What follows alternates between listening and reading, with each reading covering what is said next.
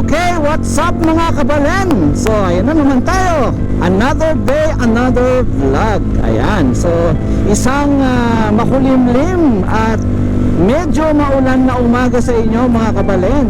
Ayan. So, syempre, kagaya ng dati, maraming salamat po sa Panginoon sa pagbibigay sa atin ng panibagong pagkakataong makapag-vlog sa araw na ito. Ayan, syempre, hindi nakakalimutan yan. So, ngayon, for today's video, wow, ngayon na sa for today's pa. Ayan. So, for today's video, meron tayong pupuntahan. Dito lang din syempre sa Pampanga. Tayo po ay makikipamiesta. Ayan. Happy Fiesta! Yehey! So, makikipamiesta ho tayo sa may Apalo, Pampanga. Ayan. So, matagal-tagal na rin po akong hindi nakikipamiesta, no? So, exciting ito. Makikipamiesta tayo. Pero, mga kabalen, ang fiestang pupuntahan natin ay kakaibang fiestahan po ito. So, hindi ito ordinaryong fiesta. Ayan. So, makikita nyo mamaya kung bakit kakaiba itong fiestahan na to, no? I-explain ko naman po sa inyo kung bakit kakaiba. So, okay, wait lang. Tayo kukuha ng ticket dito sa the U exit ng NLEX. Ayan. Wala na pong laman ng ating RFID. So, hindi ko po siya naloadan. So, cash po tayo ngayon.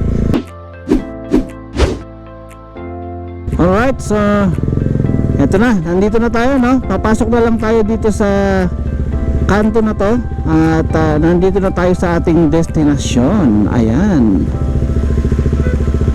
So ayan, meron na silang banner dito sa harap. Ayan, oh, MCGI Fiesta ng Diyos Brethren Day. Ayan.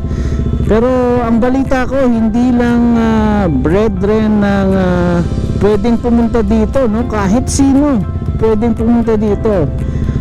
Ipinag-aanyaya ho nila ito sa lahat ng tao na gustong makipamiesta dito at gustong mag-avail ng mga services like medical, dental, and kung ano-ano pang mga pampublikong services na makikinabang ang mga maraming tao.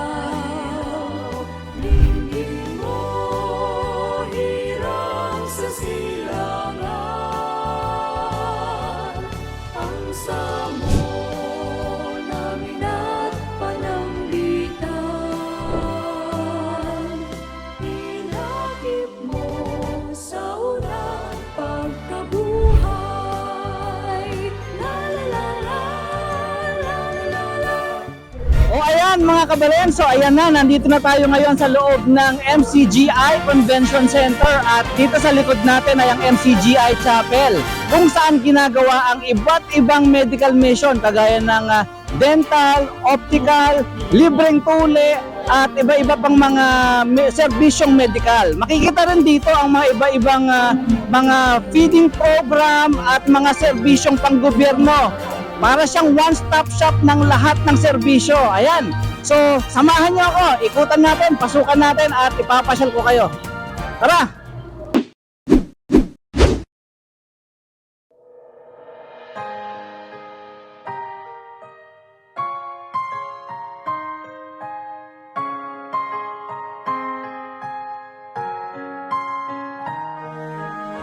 Ang mayor parte ng mga members ng Church of God International or MCGI ay mga mahihirap.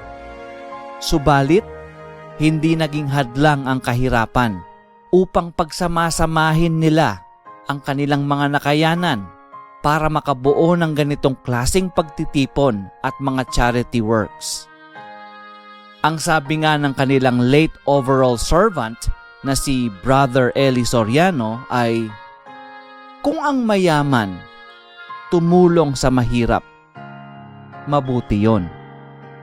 Ngunit kung ang mahirap tumulong sa kapwa mahirap, extraordinary yon.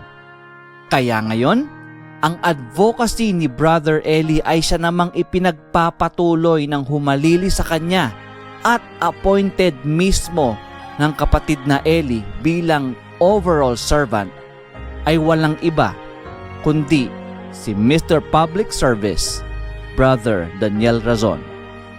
Sa pamamagitan ng programang MCGI Cares, The Legacy Continues, ay hindi nasayang ang pinasimulan ng kapatid na Eli sa pagtulong sa mga miyembro at hindi miyembro ng samahang MCGI. Kaya dito sa Grand Fiesta ng Diyos ay may inihandang mga feeding program, libreng medical assistance for pedia and adult, optical, dental, at libreng tuli. Siyempre, hindi naman natatapos doon. Pagkatapos mo magpa-check up, may libreng gamot ka pa. At para naman malubos ang kasiyahan ng mga dadalo sa fiestahan, naghanda rin sila ng mga palarong Pinoy na gaya ng palo sebo at agawang biik. At bukod dyan, meron ding libreng legal assistance. At linahukan din ito ng mga iba't ibang sangay ng gobyerno upang makibahagi sa napakagandang advokasiyang ito ng kapatid na Daniel. Hindi sa kung ano pa mang dahilan o pansariling karangalan.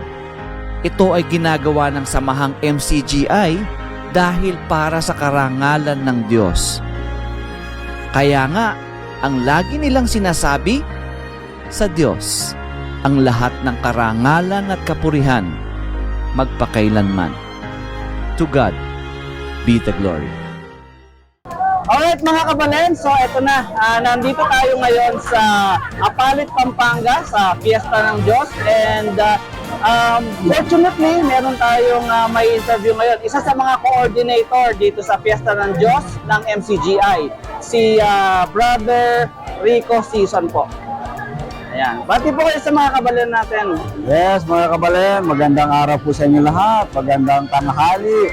At salamat sa Panginoon Diyos na binigyan tayo ng isang napakabuting panahon. Bagamat dito sa lugar natin ngayon sa Apalit, Pampanga ay umuulan, pero hindi naman ganun kalakas masyado ang ulan, at least kahit papaano ay mairaraos pa rin ang Grand Fiesta ng Diyos na ginaganap ngayon dito ng MCGI o Members Church of God International. Para sa kaalaman nyo, mga kabalen, ang Grand Fiesta ng Diyos ng MCGI o Brethren Day ay ginaganap ito every 3 months o ito ay quarterly ginaganap. At ito ay napakasaya na ginaganap natin dito sa ating Apalit, Pampanga Chapel ng MCGI, na ito'y dinadaluhan ng mga kapatid dito sa MCGI mula sa iba-ibang probinsya, sa Metro Manila, Bulacan, Pampanga, Cavite, Rizal, Laguna, Batangas, Mindoro, at ang Batangas, Zambales, Tarlac, Nueva Ecija, ibig sabihin ito ay lahat ng pwedeng makapunta. At ngayong araw na ito, MJ, Kabalen, meron tayong kasama rito mga kapatid ngayon mula sa Visayas, mula sa Mindanao.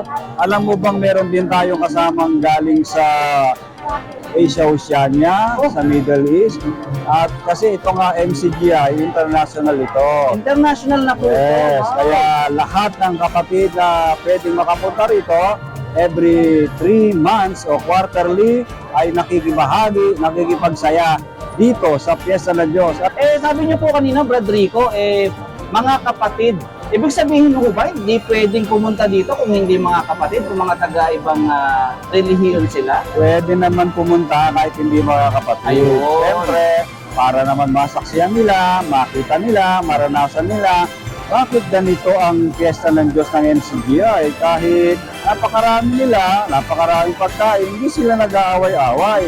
At saka ang napansin ng iba, alam mo ba, sabi nila, walang alak, walang inuman. Pwede pala itang mag-fiesta na walang gulo, walang alak. Yun nga pinapansin ko, Brad Rico, nag-iisang piyestahan na walang inuman at walang nag-aaway. Yes, kasi sanay tayo, nakikita lang ating mga mata.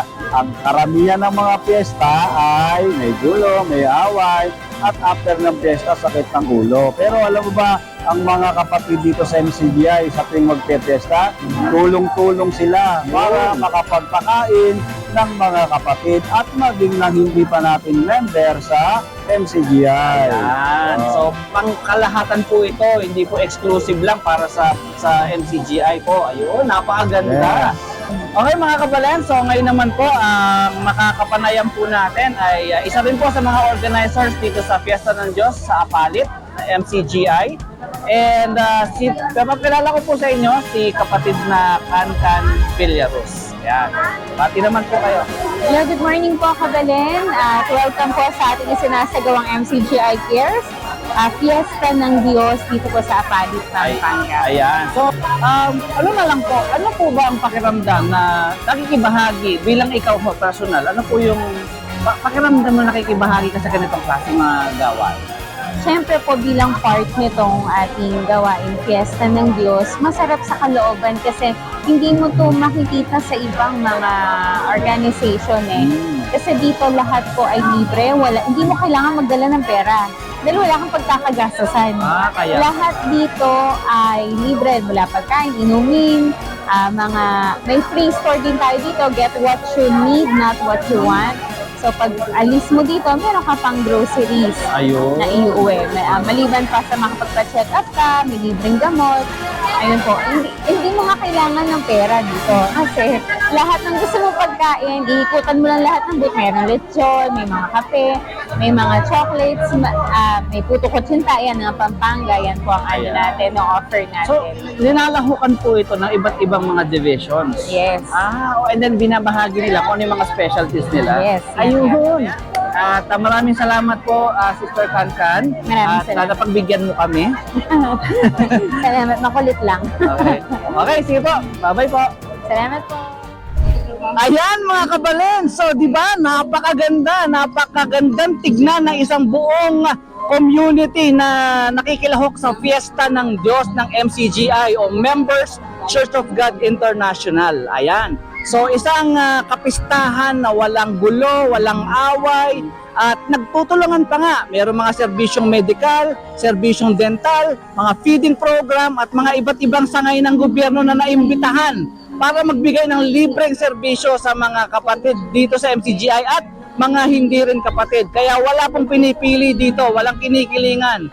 At ayan, di ba? So, saan ka pa? One-stop shop ng lahat ng serbisyo at pag-ibig sa kapwa. Okay? So, once again, this is Moto Kabalen saying, stay safe, ride safe, and God bless. Yun ang ginagawa.